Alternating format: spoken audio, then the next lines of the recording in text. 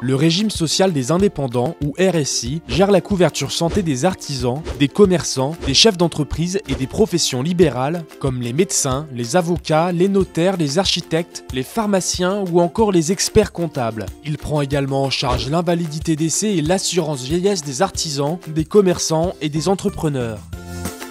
Depuis le 1er janvier 2018, le RSI est progressivement adossé au régime général de la sécurité sociale. Les affiliés de ce régime doivent désormais s'adresser à la caisse primaire d'assurance maladie de leur lieu de résidence pour obtenir leur carte vitale, se faire rembourser les consultations chez le médecin, les soins chez le dentiste, les lunettes, les médicaments ou encore pour percevoir des indemnités journalières en cas de congé de maternité ou d'arrêt maladie.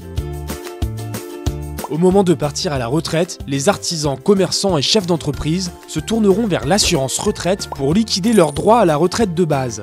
Plus précisément, ils devront envoyer leur demande de retraite à la CNAV, ou Caisse nationale d'assurance vieillesse s'ils sont franciliens, à la CARSAT ou Caisse d'assurance retraite et de santé au travail de leur région s'ils habitent en dehors de l'Île-de-France, ou à la CGSS ou Caisse générale de sécurité sociale s'ils vivent en Martinique, en Guadeloupe, à La Réunion ou en Guyane. Le RCI, ou régime complémentaire des indépendants, aujourd'hui géré par le RSI, devrait être intégré au régime général, tout en gardant son autonomie. Les trimestres de cotisation validés auprès du RSI et les points de retraite acquis auprès du RCI seront préservés. Les droits de retraite des artisans et des commerçants seront donc maintenus.